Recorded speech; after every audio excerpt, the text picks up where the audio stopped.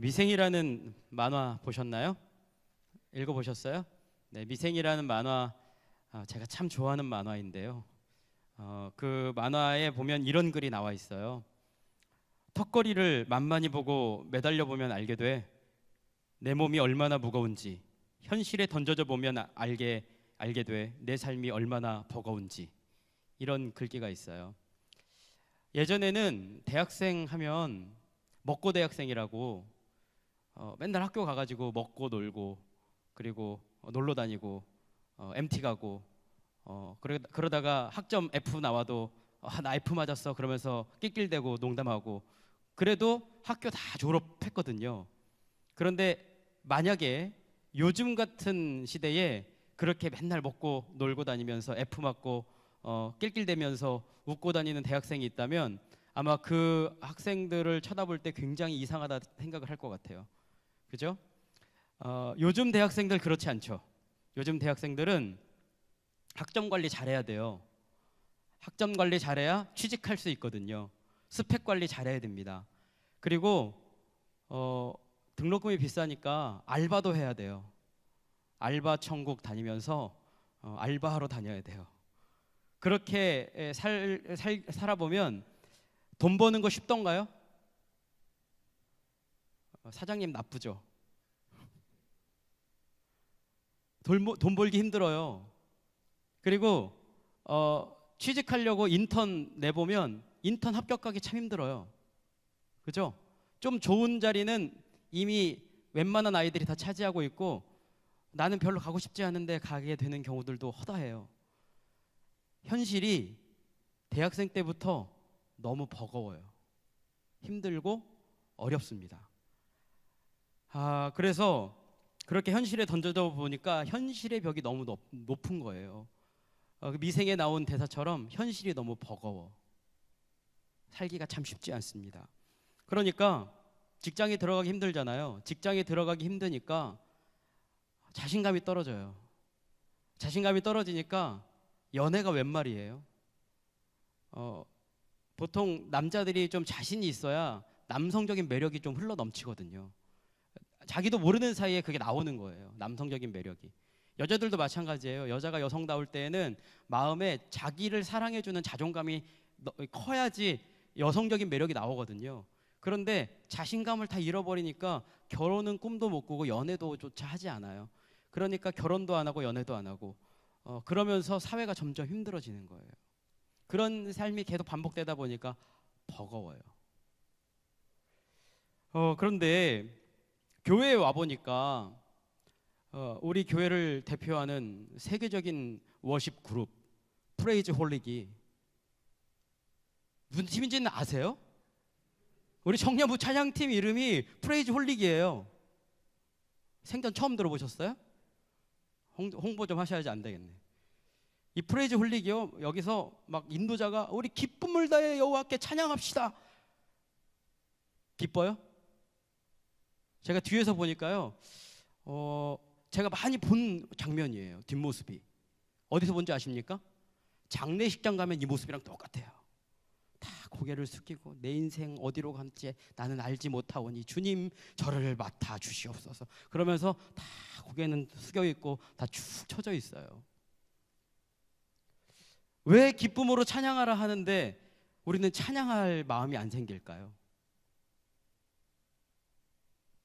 이유는 간단해요. 내 문제가 너무 커, 내가 생각하기에. 그죠? 어제 시험 봤는데 시험 점수가 안 나올 것 같아. 학점이 안 나올 것 같아. 어제 내가 사랑한다 고백했는데 그 아이한테 답이 없어. 카톡을 보냈는데 일이 없어지지가 않아. 그것만큼 난감한 때가 없잖아요. 걔가 나를 완전히 씹은 거예요. 게다가 다이어트 했는데 살은 빠지지가 않아. 살이 더 쪘어. 이거 정말 난감하죠. 이건 굉장히 간단한 문제들이지만 사실은 살아가는데 당장 내가 내일 어떻게 살아가야 될지 모르는 이런 상황들이 나에게 막 닥쳐오면 현실이 버거워지면 내가 하나님 찬양해야지라는 것을 머릿속은 알고 있지만 마음으로 우리들이 동의가 되지 않는 거예요. 이러한 상황 가운데, 이렇게 현실이 버거운데 이러한 상황 가운데 우리가 어떻게 살아가면 좋을까? 어떻게 사는 것이 맞는 걸까? 그 말씀이 오늘 우리들이 읽은 말씀 가운데 나와 있습니다. 오늘 우리가 읽은 말씀을 보면요, 그때도 우리 상황이랑 되게 비슷했나 봐요. 여러분 성경을 잘 보세요. 성경의 시작이 명령형으로 되어 있어요. 여호와께 감사하며 여호와의 인자하심을 찬양하라 라고 되어져 있어요. 여러분 왜 명령형으로 되어져 있을까요? 왜 성경에 찬양하라라는 게 명령형으로 되어져 있을까요? 생각을 해보세요. 찬양을 잘하고 있어. 내가 어제도 찬양하고 오늘도 찬양했는데 그러면 잘하고 있는 사람한테 명령할까요? 안 할까요? 안 해요. 성경에 보면요, 찬양하라는 말이요 반복해서 계속 나와요. 4번이나 넘게 반복해서 나와요. 왜 그래요? 찬양 안 하니까. 찬양을 안 해요. 찬양을 안 하니까 찬양하라고 자꾸 얘기하는 거예요. 명령하는 거예요. 그래서 이 명령형으로 되어져 있는 이 말씀, 굳이 찬양했다면 명령으로 쓸 필요가 없고, 게다가 오죽했으면 이스라엘 민족이 찬양해야 될 이유를 4가지나 구구절절 다 설명을 해놨어요. 그 4가지가 뭔지 아세요? 자, 우리들이 읽은 말씀의 4절부터 9절까지가요 첫 번째 장면이에요. 첫 번째 찬양해야 될 이유, 그 이유가 뭐냐면, 자, 장면이 이런 장면이에요. 어디서 사람들이 쫙 오는데 그 사람들의 얼굴을 보니까요, 얼굴이 먼지투성이야. 그리고 머리가 바람에 막 날렸는데, 여러분 모래바람이 막 바람에 날리면 머리가 이렇게 바람 부는 방향대로 이렇게 서 있잖아요. 모래가 하도 들어가가지고 그런 모습으로. 그리고 입술은 다 말라 비틀어졌어. 그래가지고 입술이 쭉쭉 갈라지니까 막 피가 나잖아요. 그런 모습으로, 그런 몰골으로 딱 보니까 이 사람들은 보나마나 사막에서 길을 잃어버리고 헤매다가 여기까지 온 거예요. 그런데 그 길을 잃어버린 사람들을 여호와 하나님께서 거주할 성읍으로 인도하셨다. 그러니까 여호와 하나님을 찬양하라라는 거예요. 두 번째 장면은요, 축축한 감옥에 사람들이 gat혀 있어. 그런데 거기 보니까요 다 쇠사슬에 묶여 있는 거예요. 마음대로 움직일 수가 없어요. 얼마나 고문을 당했는지 얼굴부터 머리부터 발끝까지 다 피투성이에요. 옷은 다 벗겨져 있고 그 축축한 감옥 바닥에 누워가지고 신음하고 있어요. 그런데 여호와 하나님께서 나타나셔가지고 그 쇠사슬을 끊어버리시고 흑암에 있는 자들을 빛 가운데로 인도하셨다. 그렇기 때문에 너희들이 여호와 하나님을 찬양해야 된다라고 말하고 있어요. 세 번째 장면은요, 병상에 누워서 신음하고 있어요. 여러분 밤새도록 넘기고, 그죠? 밤새도록 토했어. 그리고 막 화장실에 가가지고 아래 위를 다 확인했어. 내가 앞으로 막 위로 나오는 거 밑으로 나오는 거 다 확인하고, 그 다음날 아침에 어머니가 야, 너 힘드니까 삼겹살 좀 먹어라. 삼겹살 거주면 여러분들 어머니 저 아침에 이렇게 진수성찬을 차려주시니까 정말 감사드려요. 그러고 삼겹살을 먹습니까? 아프면요 입맛을 잃어버려요. 그러니까 오늘 성경에 보니까 침상에 누워있는 어떤 사람이 있는데 그 사람이 음식 맛을 못 느낄 정도로, 그러니까 입에 입맛이 떨어질 정도로 아파서 신음하고 있어요. 그런데 그 사람을 여호와 하나님께서 구원해 내셨기 때문에 찬양하라라는 거예요. 네 번째 장면은요 23절에 31절에 나오는데, 바다에 풍랑이 막 일어요. 배를 탔는데 배가 방향을 다 잃어버렸어요. 그러니까 어디로 가야 될지 몰라. 그리고 무력한 배가 막 떠오르는데 거기에 사람들이 절망에 빠져가지고 막 아우성치면서 소리를 지르는 거예요. 그런데 하나님께서 풍랑을 잔잔케 하시고 그들이 도달할 항구까지 인도하셔서 그들을 구원해 내셨어요. 그러니까 여호와 하나님을 찬양하라라는 거예요. 그런데 참 이런 놀라운 이유들이 있음에도 불구하고 이스라엘 민족이 찬양했다라는 내용이 성경에 나와 있지 않아요. 이 사람들이 그런 이유를 대줬음에도 불구하고 이들은 하나님을 찬양하지 않았어요. 왜 그랬을까요? 왜 이 사람들은 이렇게 구구절절히 아주 구체적으로 설명해주고 있음에도 불구하고 왜 여호와 하나님을 찬양하지 않았을까? 사실은 오늘 우리들이 읽은 이 시편 말씀은요, 바벨론 포로에서 돌아온 사람들이 현실을 바라보면서 노래한 내용이 바로 이 시편 말씀이에요. 자, 한번 생각해 보자고요. 상상해 보자고요. 이 사람들이 바벨론의 포로로 잡혀갔다가 예루살렘으로 딱 돌아와 보니까 예루살렘이요, 바벨론이랑 싸움하면서 예루살렘 성이 무너졌어요. 예루살렘 성전도 완전히 무너졌어요. 그러니까 딱 와서 보니까요, 예루살렘 성, 말하자면 자기들이 집 짓고 살고 있었던 집안의 터전이 다 망가져 버린 거예요. 하나님께 예배드려야 되는데 예배드릴 장소가 없어. 성전이 완전히 무너져 버렸어요. 그렇게 막 무너지니까요, 여러분, 일단 도시 기능이 마비되면 가장 문제가 되는 게 뭘까요? 치안이에요. 어디서 누가 자기한테 달려들지 몰라. 여러분, 오늘 우리들이 예배드리고 나가는데 여러분들이 이런 마음으로 밖에 나간다고 생각해 보세요. 내가 나가는데 어느 누가 나를 덮칠지 모른다라는 불안감으로 살아간다고 한번 생각해 보세요. 그러면 여러분 어떻게 여호와 하나님을 찬양하시겠습니까? 아니면 나의 안전을 지키시겠습니까? 이 사람들이 그런 터전이 무너져 버린 상황 가운데에 당장 급한 게 뭐냐면 먹고 살아야 되는 게 문제인 거예요. 마실 물이 없어요. 먹을 양식이 없어요. 자기를 보호해 줄 수 있는 수단이 없어요. 그러니까 정말 중요한 게 뭐예요? 내가 먹어야 될 게 중요해요. 내가 입어야 될 것들이 중요해요.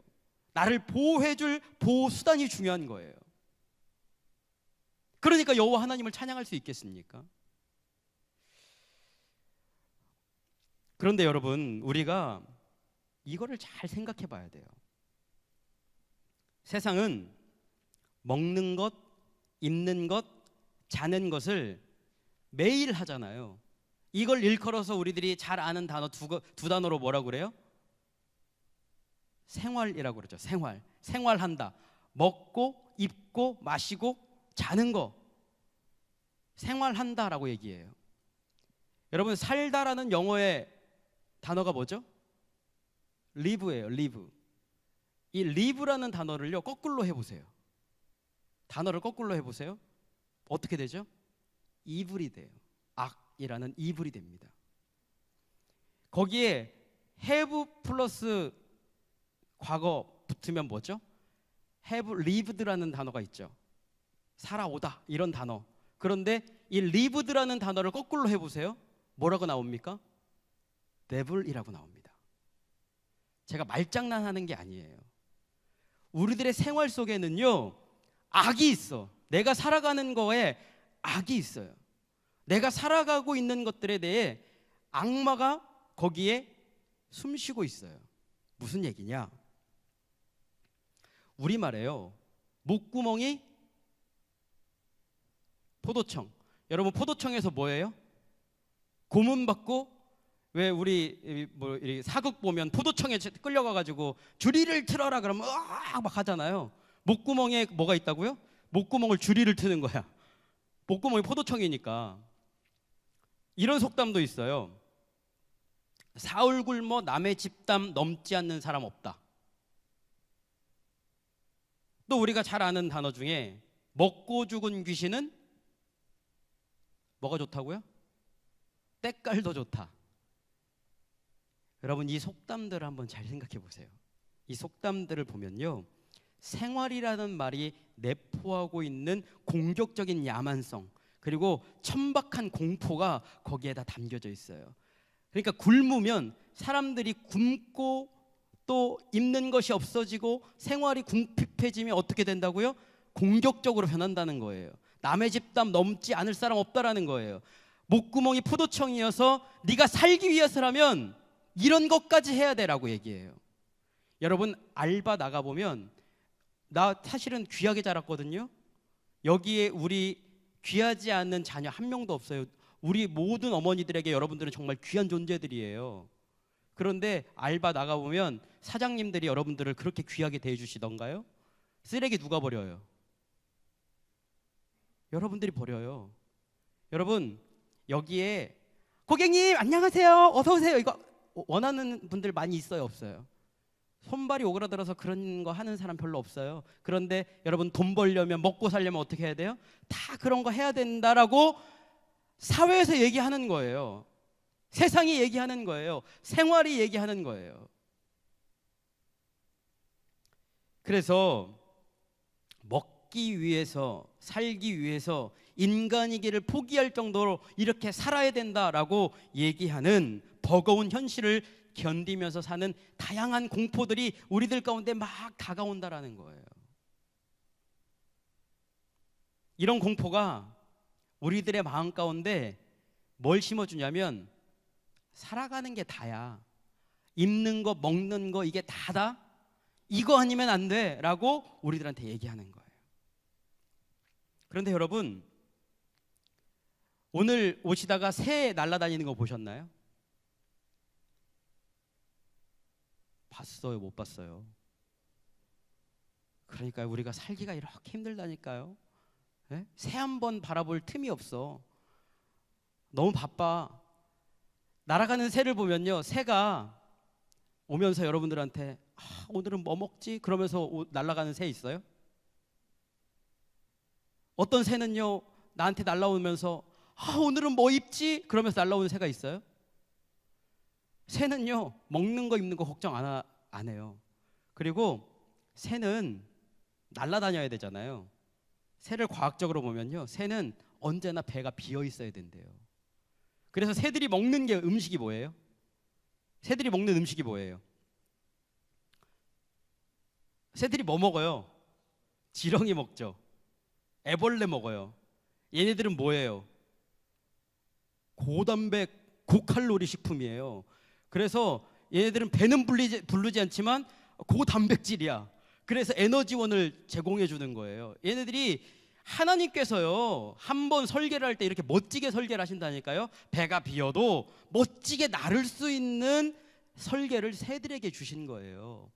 여러분, 인간이 맨 처음에 태어났을 때 에덴 동산에서 인간들이 어떻게 살았어요? 먹는 거 걱정하며 살았습니까? 입는 거 걱정하며 살았어요? 다 벗고 다녔는데 다 자신 있어. 목욕탕 가면 우리 이렇게 들어가지 않고 이 사람들은 목욕탕 들어갈 때 왜? 하고 들어가는 거예요. 자신 있어. 왜? 하나님이랑 함께 사니까. 하나님이 나와 동행하니까. 하나님이 채워주시니까 먹는 거 입는 거 걱정하지 않고 살았던, 그래서 이들이 하나님이 주시는 거 채워가면서 살았던 인생들이 바로 인간이 맨 처음에 지음 받으면서 디자인되었던 그런 모습이라는 거예요. 그런데 지금은 그렇지 못하잖아요. 지금은 그렇지 못해요. 여러분, 자꾸만 먹는 거 입는 거 걱정해요. 내일 뭐 먹을까? 저희는요, 가끔 아침에 아침밥을 책 차려놓고 우리 식구들끼리 앉아가지고 오늘 저녁밥 뭐 먹지? 라고 얘기해요. 근데 우리 그렇잖아요. 아침에 와가지고 친구들한테 인사하면서 야, 오늘 점심 뭐 먹지? 라고 얘기하잖아요. 그런 것처럼 우리 먹는 거 걱정해요. 옷장을 열어보면 옷이 이렇게 많은데 입을 옷이 없어 라고 얘기해요. 이게 잘 생각해보면 자본주의적인 가치관이 우리를 천박하게 자꾸 만드는 거예요. 그런데 여러분, 잘 생각해보면요, 우리 모두 걱정 없이 살 수 있는 능력이 있어. 왜 그런지 아세요? 우리들이 이미 걱정 없이 살았던 경험이 있어요. 그게 언제인지 아십니까? 엄마가 여러분들을 뱃속에 딱 품고 10달 동안 있었거든요. 기억나요? 안 나요? 왜 안 날까? 10개월 동안에 있었는데 기억이 안 나요? 그런데 10개월 동안 엄마 뱃속에 있었어요. 그때 태아가 오늘은 뭐 먹지? 걱정했을까요? 오늘은 뭐 입지? 걱정했을까요? 걱정할 필요가 없어요. 벗고 있으면 되니까. 먹을 거 걱정할 필요가 없어요. 엄마 탯줄에서 계속 들어오는 게 있으니까. 이게 하나님께서 우리들에게 디자인해 주신 인간의 원형적인 모습이에요. 그런데 그때 이 태아가 들었던 유일한 노래가 하나 있어요. 여러분, 초음파 해보면, 아이들 초음파 해보면 뱃속에서 나는 소리가 있어요. 여러분, 그거 아십니까? 한번 가서 들어보세요. 덜커덩 덜커덩 덜커덩 덜커덩 덜커덩 소리가 들려요. 태아 심장 소리거든요. 초음파에 보면. 그런데 태아는 자기의 심장 소리가 들릴까요? 엄마의 심장 소리가 들릴까요? 뱃속에 있어 보면 엄마의 심장 소리가 들리는 거예요. 그러니까 태아가 가장 안정적인 노랫소리, 그러니까 생명과 평화의 노랫소리가 그의 인생에 한 번 태초에 들리는데 그게 뭐냐면 엄마의 심장 소리예요. 그거가 태아를 가장 안정감 있게 만들어 주거든요. 그래서 여러분 과학 실험을 해본 거예요. 태아를 두 부류로 나눠 놓고 애들 낳고 나서 두 부류로 나눠 놓고 한쪽 아이들은 엄마의 심장 소리를 들려주면서 재우고 한쪽 아이들은 엄마의 심장 소리를 안 들려주고 재운 거예요. 어느 쪽 아이들이 더 잘 잤을까요? 대답을 좀 해봐. 어느 쪽 소리가 더 잘 났을까요? 엄마의 심장 소리 들린 쪽이 훨씬 더 잘 잔 거예요. 왜냐? 태초에 들었던 음악 소리예요. 그게. 사람은 가장 생명력 있고 가장 멋진 음악 소리를 들으면 거기에서 안정감과 평안을 느끼고 그것으로 인하여 만족하며 살아갈 수 있어요. 그래서 오늘 시인이 하나님께서 이 생명의 기적 가운데 우리들의 인생을 어떻게 디자인하셨는지에 대해서 자꾸 알려주고 싶은 거예요. 왜냐하면 찬양들을 안 하고 자꾸 죽어가는 길을 향해 가니까. 그래서 시편 기자가 노래를 만들면서 노래를 공식처럼 만드는 거예요. 이 노래를 우리가 시편을 오늘 107편을 1절부터 22절까지 읽었지만 거기에 되게 복잡하게 나와져 있는 것처럼 보이지만 사실은 이게 공식이에요. 여기에 공식이 딱 박혀 있어요.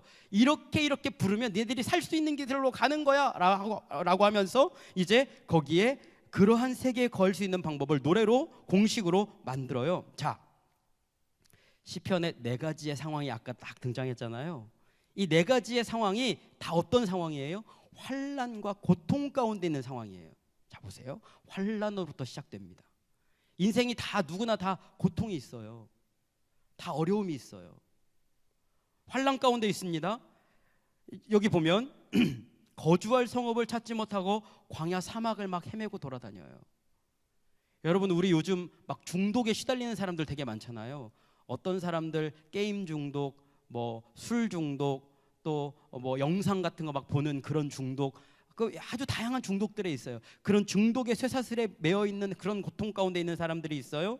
그리고 음식을 먹지 못할 정도로 위중한 병에 걸려 있는 침상 가운데 누워 있는 그런 환란이 있어요. 그리고 극심한 위기 가운데 큰 풍랑이 막 이는 그런 방향을 알지 못하는 환란 가운데 빠져 있어요. 그런데 그렇게 환란 가운데 있을 때에 시편 기자가 어떻게 하라고 나와 있어요? 여러분 6절, 13절, 19절, 28절을 보면요 동일한 고백이 나와 있어요. 거기에 보면 이에 그들이 그들의 고통 때문에 여호와께 부르짖으매 라고 나와 있어요.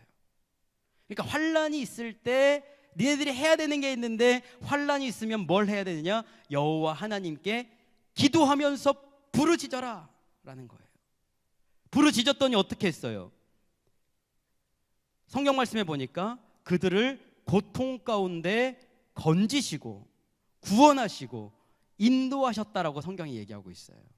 그러니까 내가 환난 가운데 있어요. 환난 가운데 있을 때 하나님께 기도했어요. 기도했더니 하나님께서 우리들을 구원해내시고 인도해내시고 우리들을 완전케 하신 거예요.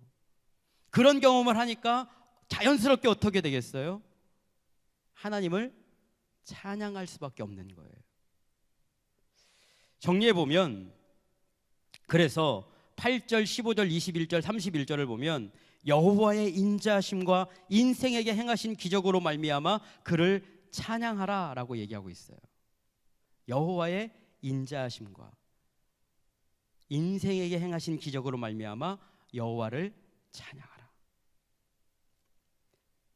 여러분, 그래서 이 생명의 역사를 경험할 수 있도록 시편 기자가 이런 공식을 시편에 이렇게 다 해놓은 거예요. 그런데 여러분 이게 몇 번 등장해요? 다? 몇 번 등장해요? 4번 등장해요. 성경에 이 4라는 숫자는요 완전수예요. 그러니까 시편 기자가 이것을 자연스럽게 4번 반복하도록 해준 거예요. 반복하면 그렇게 완전한 구원의 길로 갈 수 있음을 공식처럼 얘기해 주는 거예요. 여러분, 구구단을 이해하십니까? 구구단 내가 다 이해하면서 여러분들 하셨어요? 구구단 외우는 거예요. 외우고 나면 이해되잖아요. 그런 것처럼 이 공식을 외우도록 4번이나 반복했어요. 그랬더니 이 공식을 통하여서 생명의 길로 갈 수 있는 그런 길이 열리게 된다라는 것을 시편 기자가 지금 찬양을 하지 않고 있는 이스라엘 민족을 향해 얘기하고 있는 거예요. 여러분, 우리가 삶을 살아가죠. 삶을 살아가는 거 사실은 시간 주신 하나님 선물이에요. 우리들이 숨 쉴 수 있는 거 하나님 은혜죠. 그런데 살아가다 보니까요, 우리들이 이 선물처럼 받은 이 시간을 중요한 것들이 순서가 바뀌어요. 먹는 게 중요해져. 입는 게 중요해져. 내가 지금 살아가는 것 자체가 막 중요해져. 그래서 하나님보다 그게 앞서기 시작하면요, 리브가 뭘로 바뀌냐면 이불로 바뀌는 거예요. 그 순간이 있다라는 거예요. 그런 함정에 빠지는 순간에 우리가 절대로 하나님을 찬양하거나 노래할 수가 없어요. 왜냐하면 눈앞에 먹는 것만 보이거든요. 눈앞에 입는 것만 보이거든요. 눈앞에 내가 살아가는 것만 보이거든요. 그러니까 시편 기자가 우리 공식처럼 노래를 만들어서 반복해서 들려주는 거예요. 야, 더 많이 벌어서 먹어야, 더 많이 벌어서 좋은 집에 살아야, 더 많이 벌기 위해서 좋은 직장에 들어가야 성공한 인생이다. 세상이 우리한테 막 속삭여요. 그런데 그 속삭임 가운데 그거 아니야 그러면서 하나님을 찬양하는 것, 그것이 너희들이 사는 것이다라고 공식처럼 지금 반복해서 들려주고 있다라는 거예요. 성경은요, 그런 하나님의 인자를 경험한 한 사람을 우리들에게 소개를 해주는데요. 여러분, 헤세드, 이 인자라는 이 단어 하면 딱 떠오르는 사람이 한 사람이 있어요. 그 사람이 누구냐면 바로 요셉이에요. 창세기 39장 21절에 보면 이런 말씀이 나와 있어요. 여호와께서 요셉과 함께 하시고 그에게 인자를 더하사 간수장에게 은혜를 받게 하시매라고 나와 있습니다. 여기에 나오는 인자라는 단어가 헤세드라는 말을 써요. 오늘 우리들이 여호와의 인자심을 노래하라고 시편 기자가 얘기했잖아요. 그 인자랑 똑같은 단어 헤세드라는 단어를 써요. 근데 이 헤세드라는 말의 뜻이 뭔지 아십니까? 헤세드라는 말의 뜻은요, 계약 당사자 간의 신실한 약속을 의미해요. 다른 말로 하면 서로 계약을 맺잖아요. 인간은요, 계약하면 깨져요, 안 깨져요? 죄송해요, 계약을 안 해봐서. 그죠? 쉬운 표현을 하면 사랑 다 해봤어요, 안 해봤어요? 미안해요, 사랑도 안 해봤군요. 내가 누군가를 좋아한다고 했는데 걔도 나를 좋아한다고 했어. 그런데 어느 날 걔가 점점 나한테 멀어지는 거예요. 그러면 걔를 붙잡고 이렇게 쳐다보면서 사랑이 어떻게 변하니 그러는 거예요.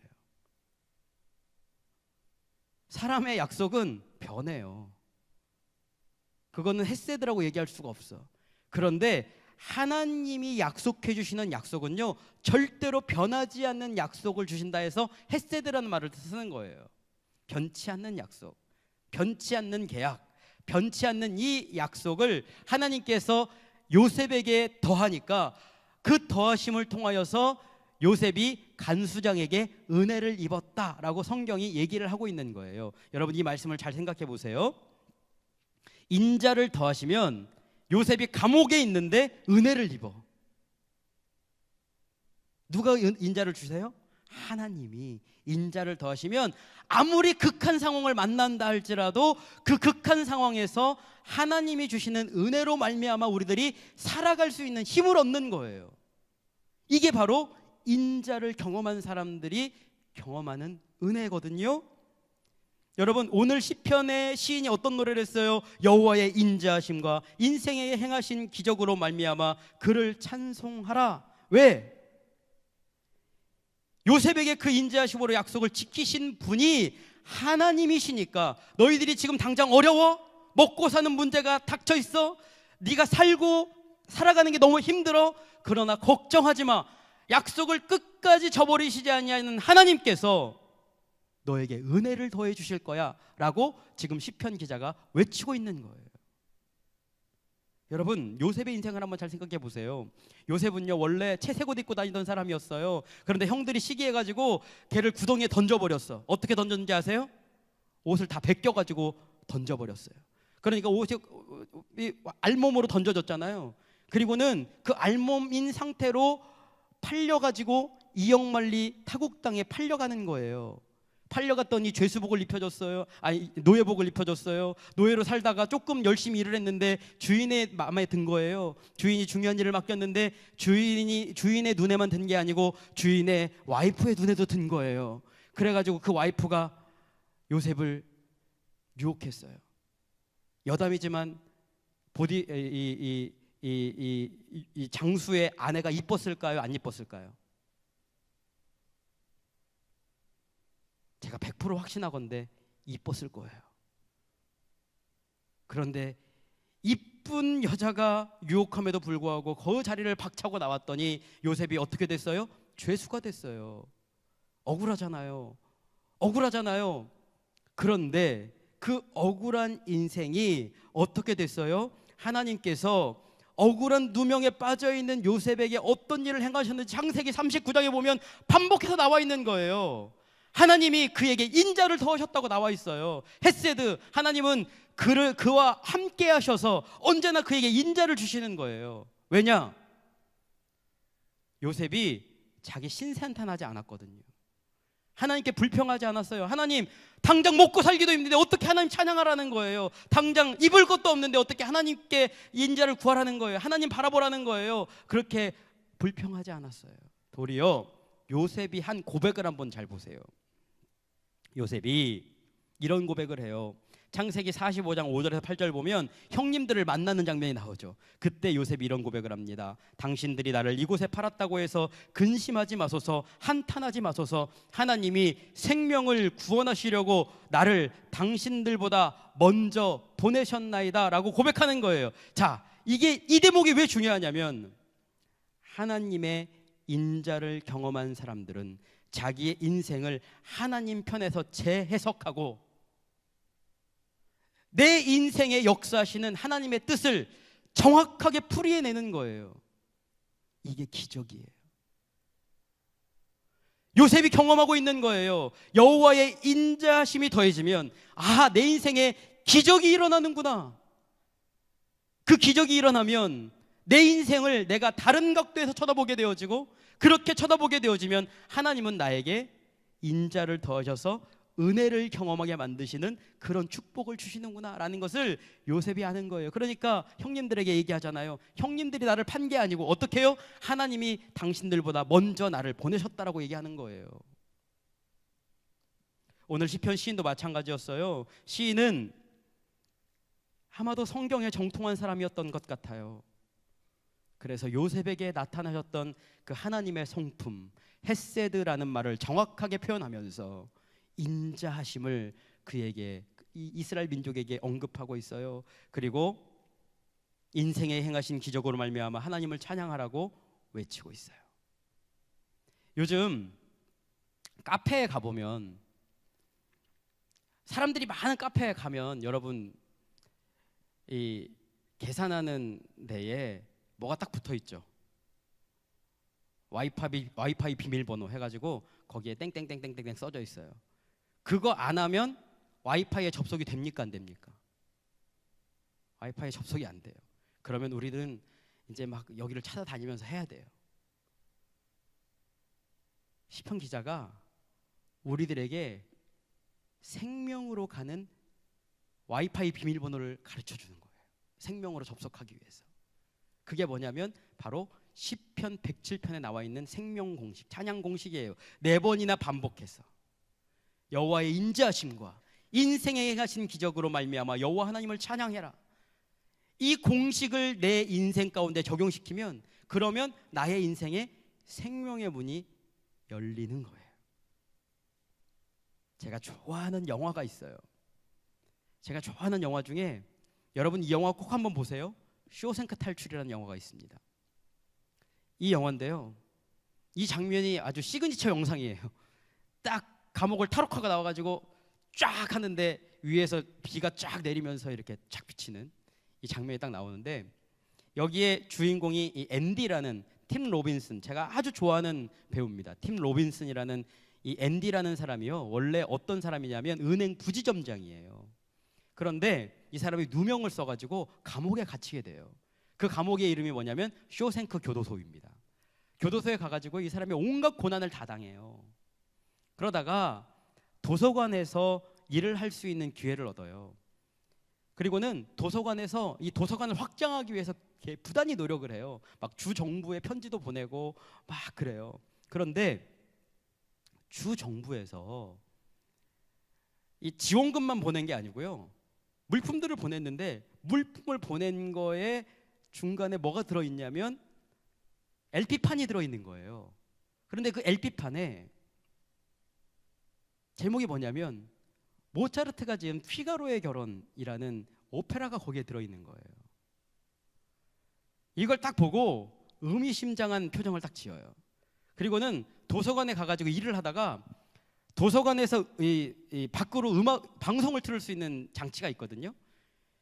갑자기 도서관 문을 다 잠그고요, 혼자 거기에 딱 들어가가지고 피가로의 결혼에 나오는 이 여자 둘이서 노래를 부르는 이 아리아가 있어요. 바람은 부드럽게 비치고 막 이런 가사로 처음 딱 시작하는 노래거든요. 한번 그 노래 들어볼까요?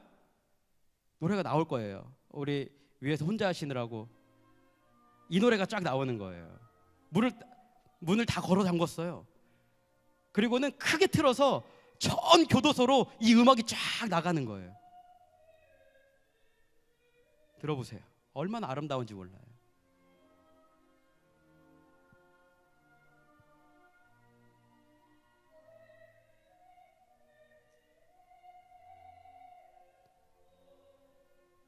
이 음악이 나오니까요, 교도소에서 일을 하던 사람들이 음악이 나오는 쪽을 다 쳐다보는 거예요. 갑자기 일을 하다가 교도소라는 그 척박한 환경에 노래가 펄쩍 나오니까 교도소의 환경이 갑자기 바뀌는 거예요.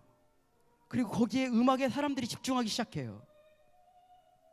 그리고는 거기에 나오는 레드라는 또 다른 주인공, 이 모건 프리먼이 연기했던 이 레드라는 사람이요, 이 음악을 들으면서 아주 중요한 이야기를 하나 해요. 그 대사를 제가 읽어드릴게요. 아직도 난 그 여자들이 무엇을 노래했는지 모른다. 알 필요도 없고 알고 싶지도 않다. 꿈에서도 생각할 수 없는 높은 곳에서 아름다운 새가 날아가는 것 같았다. 교도소의 벽들도 무너지고 그 짧은 순간에 쇼생크의 모두는 자유를 느꼈다. 내 인생이 척박해요. 내가 살아가는 게 힘들고 어려워요. 그리고 내가 지금 현실이 다 막혀 있는 것처럼 느껴져요. 그리고 세상은 나에게, 야, 너 이렇게 살지 않으면 죽어, 너 이렇게 살지 않으면 도태되는 거야, 너 이렇게 살지 않으면 너는 낙오자가 되는 거야 라고 우리들에게 막 위협하고 공포를 주면서 우리들을 막 밀어붙여요. 그럴 때 쇼생크에 울렸던 이 음악처럼 하나님을 찬양하는 고백이 터져나오기 시작하면요, 내가 찬양을 드리기 시작하면 그 벽들이 무너지기 시작하는 거예요. 더 이상 내게 세상의 문제들이 문제가 되지 않는 그런 인생으로 바뀌게 되는 거예요. 나의 삶이 찬양을 고백하는 순간부터 나의 시선이 문제를 바라보는 것이 아니라 문제 너머에 계신 하나님을 바라보는 거예요. 이제 문제랑 상대하지 않습니다. 하나님이랑 상대하고 하나님이 주시는 말씀으로 살아가고, 하나님이 주신 말씀으로 살아냈더니 하나님은 나에게 인자를 더하셔서 나에게 은혜를 주시는 거예요. 은혜를 덧붙여 주시는 거예요.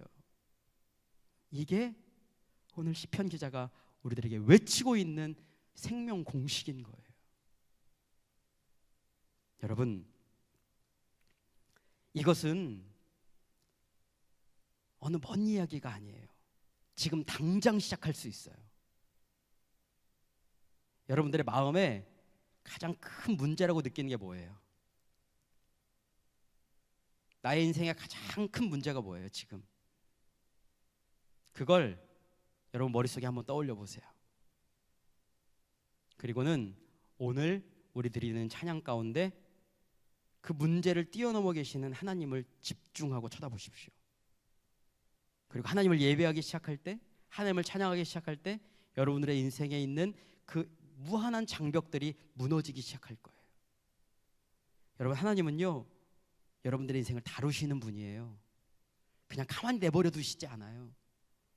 여러분들의 인생을 만지셔서 여러분들의 마음 중심에 들어가셔가지고 여러분들의 마음을 만지셔서 문제를 뛰어넘게 하시는 분이 바로 하나님이세요. 그분은 인자, 약속을 지키시는 분이시기 때문에, 헤세드의 은혜를 주시는 분이시기 때문에, 사람들로 하여금 여러분들에게 은혜를 주시는 분이시기 때문에. 여러분, 에스더가 왕 앞에 나아갈 때요, 이랬어요. 죽으면 죽으리라 하고 나갔거든요. 그런데 그때 나갔더니 잘못하면 죽을 수도 있는 상황이었어요. 그런데 왕이 어떻게 봤어요, 에스더를? 심히 아름다워 보이게 본 거예요. 이 여자가 원래 아름다워서가 아니에요. 하나님이 그 여자를 아름답게 보게 만드신 거예요. 내가 하나님께 초점을 맞추면 여러분들의 인생을 그렇게 만드신다라는 거예요. 나 아무것도 아니에요. 내가 할 수 있는 능력 없어요. 그러나 하나님이 나에게 인자를 더하시면, 나에게 은혜를 덧붙여 주시면 사람들이 여러분들을 매력적으로 본다니까요. 왜 아멘을 안 해요? 이 은혜스러운 말씀에 여러분들을 매력적으로 볼 줄로 믿습니다. 회사에 갔는데 직장 상사가 나를 은혜롭게 볼 줄로 믿습니다. 교수님이 나를 볼 때에 집중하고 칭찬하면서 보실 줄로 믿습니다. 왜냐? 하나님의 인자심을 찬양하면 하나님의 은혜를 더하시니까. 여러분, 세상 살기가 만만치 않다라는 얘기 하지 마세요. 왜냐하면 하나님이 함께 하시니까. 하나님이 함께 하시면 그 문제를 뛰어넘을 수 있어요. 내가 문제에 초점을 맞추지 아니하고 하나님을 바라보면 우린 분명히 승리할 줄로 믿습니다. 오늘 그 하나님 바라보시면서 주님 앞에 나아가는 여러분들의 삶이 되시기를 주님의 이름으로 축복합니다. 같이 기도하겠습니다.